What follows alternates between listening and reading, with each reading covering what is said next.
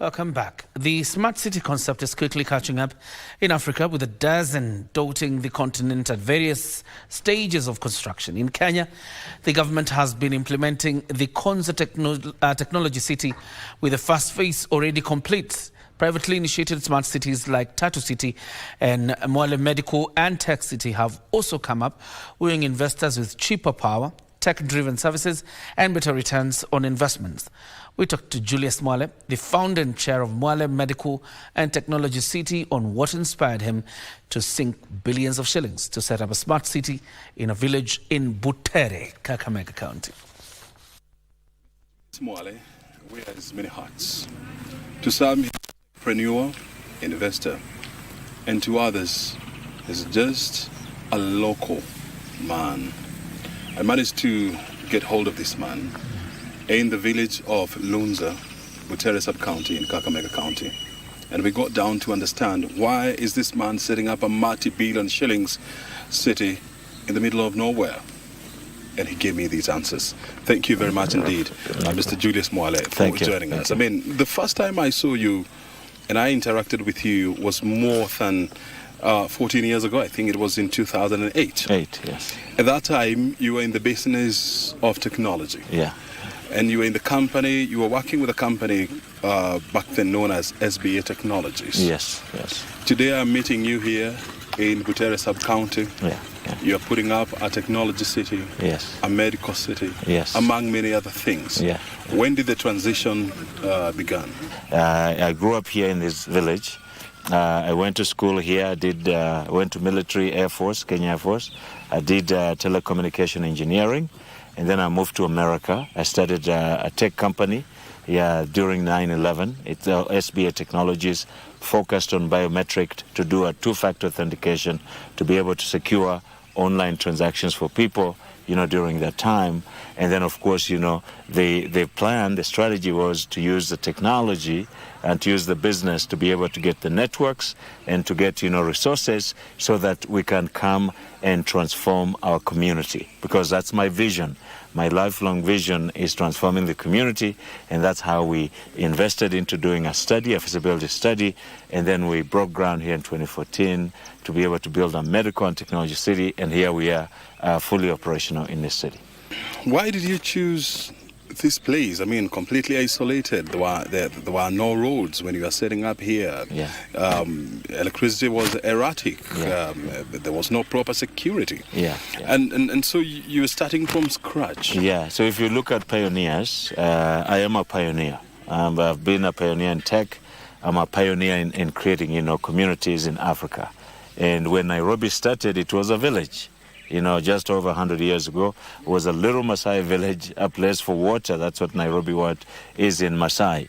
And of course, the pioneers came, people that built there. They set up, Nairobi around transportation as a stop from, the coast all the way to Uganda, and Uganda Railway. We came here, the number of people in this area. This is called the Lake Region Economic Bloc. Yeah, it has 16 million people in 14 counties around the lake. Same land area as Nairobi Metro of Kajiado, Machakos, Kiambu, and Nairobi County, but those have 8 million. We are 16 million people here. So I chose here because of impact of healthcare. If you want to do transformation and impact, you come to an area where there are the people, and this is where the market for healthcare is. You see, for any investor, looking for quick returns, this would be the last place where you would want to set up your investment. Yeah. Because number one, of the level of incomes in this place. Yeah. The development factors. Then the other thing, it's not close to the seat of power, which is Nairobi. Yeah. And so why then settle for this place? Exactly. So Kenya, since 2010, there's a new constitution in Kenya. Population now is about 52 million people. Nairobi area has 8 million. Yeah, so if you want to invest in a business that will target the population of Kenya, the more than, about 80% of the population that doesn't live around Nairobi, you have to go where that population is. And this population and these people, all of them have farms. Yeah, and they have access to an insurance policy for the government. It's called the National Hospital Insurance Fund. It's changing to SHA and SHIF, and that insurance alone is able to basically provide a market for treating, these people. So remember, it's about impact. We shouldn't have a mentality that business is about grab, greed. Business has to be, I'm a social entrepreneur. I'm someone that makes money by empowering people. And, there are a lot of people in this area, 16 million. That's a population of Senegal, twice the population of Metro Nairobi in this area. Mm-hmm. And that's why we targeted to come in this area, because, incomes for people with insurance, everyone, is targeted to have insurance. Even with SHIF, everyone is going to be covered. And that's why we are here. And there's big market. And that's how, you get your returns in a big market like this. You were telling me that you have invested $2 billion. Yeah. That's more than 230 billion Kenya shillings over a span of 10 years. Yeah. Where is that money? And can it be felt in the economy of Kakamega, really? Exactly. So first of all, you've been here, you've walked around, you've seen the roads. So we have 150 kilometers of roads, for Maram and Tarmac. All that done, finished. 3,000 solar street lights, 5,000 acres of land, 710 community members, their homes upgraded. They live in middle-class homes. They have, rental units that have been built for them. They live on a golf course. There's a power plant which is over 10 megawatt, bigger power plant, in the region. There's, as you can see, shopping and dining. There's Walmart. The supermarket has been here since 2016. Open, running, Hampton's Cafe, and, investment building, and a hospital. Hampton's Hospital. So all these investments, have grown to be able to change the economy of the area and impact not only here in Butere, but, the entire lake region, because now we're providing, universal care for people that have NHIF without paying any money. Those people don't pay any money. So you're impacting millions and millions of people. And we're very proud of our investment and the impact that is, it's doing to the community in the area. Your desire is to put up an advanced cancer treatment center. Yes. Here. Yeah. Cancer treatment and management is a very expensive undertaking. Yeah. And the equipment are also very expensive. Yeah. How do you plan to do that? Yeah, so we've walked in the building, and the building, by the way, has 2 imaging centers, which have X-rays, have CT scans, have the cancer treating department, which has, chemotherapy already operational in the hospital. We opened the cancer center in 2019, and we've been treating cancer patients. Even in the community, we have met patients who come here and be treated for cancer. The expansion for the hospital, it's only based on the medical school. So we have the medical school that, it's called the Great Lakes University of Kisumu. So it's joining us, to be able to open up and to expand on the teaching part, of the oncology. So the hospital is invested into that. But we are teaching hospital now with bringing in the Great Lakes University. We become a teaching hospital, to be able now to do the teaching. And cancer, as you say, it's one of the few departments that are available in the hospital. So you have other departments that are opening in the hospital, like renal department, cardiology department, dermatology department. We have all these, specialty healthcare departments to make this not only an advanced cancer center, but, to be a center of excellence for healthcare in the entire continent of Africa. You talk about creating a 5,000 bed capacity here in Hampton's Hospital. You are registered by the Ministry of Health under the Kenya Hospital registration process as a less than 50 bed capacity hospital. How do you plan to Those are levels of registration of the hospital. So you pick levels based on the number of theaters you have, a number of treatment, a number of patients, coming in. Yeah, and so as you spoke, medical school is doing the expansion, and they're bringing thousands and thousands, of trainees and medical professionals to come in the hospital to be able to basically now achieve our dream of having the 5,000 capacity patients, treated at the hospital. So it is the university that will do that? Yes, it's a teaching. It's a Hampton's Hospital teaching part is the university. Mm-hmm. So it's our hospital. Our teaching part is our hospital. So the university partners with us to teach, they teach the students that are working and treating patients in our hospital. What is the collaboration between you and the Great Lakes University? Yeah, the Great Lakes comes in as teachers for the students to be able to run, the curriculum to teach medical school, and we provide the space, we provide, the equipment, to be able to do that treatment. And when do you plan to have the school up and running? The school will start in December. December 14th is the date where we are opening, launching the medical school in the Hamptons Hospital. December 14th? Yeah, December 14th, 2024. What is the return on investment on your investment in this area? It's the best return. So we've started in 2014. We are open. We don't have any problems. We pay our people on time. We pay our vendors on time. We run the business well. We have a power plant which we have a 10 megawatt power. We can power Kisumu. We can power Kakamega. That's a lot of income just on power alone. You're talking of hundreds of millions of shillings a month just coming out of power alone. The hospital, it's expanding all over the continent with the brand. The money comes in as a franchise fees, very, very good returns, on the investment. And then, of course, the supermarket and the mall, they do shopping for every supply that we need, in the city. And that gives us, tremendous amount, of impact, not only return on money, but return on impact, because farmers in this area can grow their foods, they bring in the supermarket, they can sell, they can have income. The workers that work in the city here, they can give them income, rental income, they can spend back, and this becomes an economic hub that it already is today. You talk about a technology city, as well as a medical city. Yeah. The hospital is here. Yeah. You can see it, you can feel it. Yeah. I've seen the patients, I've seen the doctors, and I've seen the equipment used in the treatment of patients. Yeah. I'm yet to see the technology aspect of the city. Yeah, exactly. Where is it? Exactly. So telehealth, is a part of technology. And then we have other companies that are moving in to occupy the space. Inua AI, it's a tech AI company based in Nairobi. They have taken a space on the 4th floor of the tech park, and they're going to put in about 100 computers to be able to help the locals, hire the local people in IT to do BPO, business process outsourcing, for companies abroad that wanna use the city for that. So tech is the key area of even the medical part that we're doing, because with medical, tech part of that is telehealth. We have Konza City, which is the oldest form of a tech city. Then we've also had the Tatu city as well. And now you have the Mwale city. Where we are. How are you different from Tatu City? Exactly. How are you different from Konza City? Mwale Medical and Technology City is an integrated master development plan.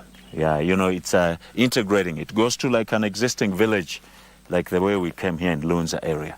And we upgrade the infrastructure to be able to put amenities. So we put roads, we do the solar street lights, we do the hospital, we do the shopping, we do the dining, we upgrade people's homes.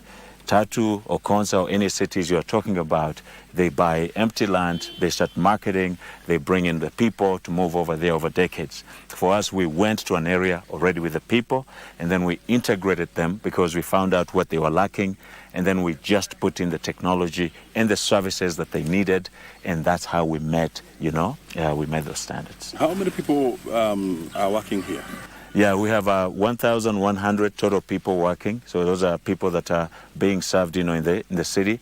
As the medical school opens up, we'll have over 5,000 people working here towards the end of the year. The end of next year, in 18 months. What is the end game of having this kind of an investment in this village? The end game, like what's the beginning game for having this investment in Kenya? It's end poverty. Kenya has a lot of poverty everywhere, and everyone is rushing to the slums in Nairobi.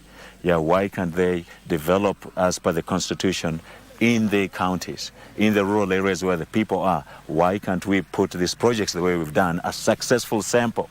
This is a successful concept. The beginning concept is how to get every county, every village in the country to be able to upgrade and then serve the population that is there, so that Kenya is a developed country, and it's able to lead the African continent. So this model here has been received well in Africa, very well in Africa. And so we've expanded in 12 countries in Africa. And, we expect, that as the region expands, we're going to have that in the entire nation of Kenya. Mm-hmm. Apart from Kenya, yeah. I mean, I've had you mention about other countries, yeah. DRC, Rwanda, and all these. Where else do you have this kind of an investment, this kind of a model going on? So we have in 12 countries, all over the continent. We have like Southern Africa, we have Zambia, of course, we have Congo, Brazzaville, we have, Cameroon, we have Ghana, we have, Senegal. We have countries even in South America. So we have countries in Suriname, we have Guyana. It's already expanded there. So it's been well received. This is a global model, putting Kenya on the map as the center for doing innovation in building, sustainable communities, sustainable cities based on the economic engine for that particular area, but that particular country, that particular village. It's building based on the economic concept that you have in that area. Here we did land. We used the land for people to be able to do that. And then, of course, we used, the land to build a hospital and then affect people. Congo, you use minerals they have. You use oil for countries with oil. And that's so on and so forth, the way we're doing in South America. Mm-hmm. Yeah. And, of course, this kind of investment, I mean, is not easy. I mean, you have to have deep pockets. Yeah. You have to have... diversified sources of revenue to put up all this kind of infrastructure. How have you managed to raise resources, to put up in this city? As I said, I started with a technology business. I made money, and then I took that money and invested into the city. So that's how I began. So now I'm bringing in other players, other people that are coming in to take their own positions within these projects, within these cities going forward. And of course, we're already profitable now. So we're working on the project like the hospital. You mentioned the hospital, the brand of Hamptons. It's now acceptable all over the world, all over Africa, all over Latin America, and they pay for us to be able to implement there. And that's how we receive the income to go. What investment lessons have you learned while investing in Kenya? The biggest investment lesson is that Kenya is well known to have a lot of resources in terms of human capital. So you have a lot of young people, highly educated, ready to work and, be able to support your ideas. So anyone that wants to come to Kenya, they have to know that you have the available, affordable human capital that can be able to get you to innovate cheaply compared to other regions of the world, like, in Asia or, in Europe or United States. Mm-hmm. Have you been a victim of red tape in government, bureaucracy, corruption? Every business you do, every something you're involved in, there are always challenges. And in Kenya, there used to be red tape before the 2010 Constitution brought up the counties. Now, within the county level, it's easier now for any business that comes in to be able to get approvals at the county level and get started. But for any business that, starts, there's usually teaching for change, to be able to take effect. Kenya has, has been looking for investors, to invest in many sectors of the economy. If there is one thing that you were to change to make the country more investor-friendly, what would this be? So one of the things I'll be able to change to make the country more investor-friendly, number one, the Kenyan media. So the Kenyan media speaks negative of everything that the government does, everything that the private sector does. So there's nothing that is done in Kenya that the media picks up to be able to basically elevate the country into the positive environment. If you go in the U.S., you look CNN, they say positive things about the investors, the people in Kenya. You have Forbes putting up the entrepreneurs in America and, supporting them, to be able to do that. I've been supported by Forbes, by the way, not better than any other media that has supported, what we do, in Africa. So the first thing that has to be changed in Kenya is the perception of the fifth estate, which is the media. So they have to change the mentality on how they cover the country. Because everyone knows Kenya is burning. Everyone knows Kenya is what's in Somalia. So if you go to America and you mention you're investing in Kenya, people will shake and say, don't go there. You have read the media there, and they say the country is burning down. So if we can have a positive impact. If our media council can basically sit down and train, our journalists and editors into the standards of being able to take the interests of the people here, the interests of the population, and put those first, in their reporting, into their information, then we'll have a better environment in the country. Otherwise, the country has resources, it's happy, it has people, it has, people, it's government that, is working and has, may have issues, one here, two there. Business sector is working, may have issues, one or two there, and people may have issues and they may struggle in their lives, but we need to be able to project what we have as a positive energy. I'm a man of God. I look at the positive side of the world. I see the positive things in the struggles that people have, and I think we have to all change that mentality for Kenya. That's why I invested in a village. That's why I came to my community here. People keep on fighting me, and it's my money. Like, I don't know why people fight me for my money, what I choose to do with my money. Yeah, so if I'm going to make a loss, let me make a loss on my money, because I've chosen, to be able to lift, the forgotten people in Africa, forgotten people in Kenya. And I think that's what we need to change. We need to change our mentality, our approach towards, towards our country, towards our cultures. We need to promote our African cultures. We need to be able to say we don't want to invest only in Nairobi, but we can also invest in villages in Masai, villages in Kikuyu area, Western, all the parts of the country, because, that's where we live. That's where the human capital, that for anyone with money, if they want to come to Kenya, they should go where the human capital, which is affordable, highly educated, is. Despite the negative press, despite the political noise, you always wake up, you dress up, and you keep going. Why? No, because, the fact of the matter is that, I've impacted millions of people already in Kenya. I've built up a medical facility. Anyone with healthcare that at NHIF in this county of 2.5 million can come and get treated. It's a lot of positive. I'm overwhelmed with, positive energy around me. I'm surrounded by positive energy. Yeah, there's no way that I've ever seen a negative noise passing and piercing through that positive energy. So I've done a lot of positive, what you call karma. And, as a man of God, I just get showered with that every morning. And that's what I'm waking up with. And as you do more positive things, you get more positive results. And that's what my life is all about. Where do you see Julius Mwale in the next 10 years? Yeah, Julius Mwale will be where I am today. I am someone who's leading a vision for transforming communities all over the world. So 10 years from now, I'll have transformed, maybe another 10 or more communities like this as, they get accepted, because this project has been well received on the continent and well received in the world. So 10 years from now, what we're doing here will have multiplied 10 times. Is this where you plan to retire?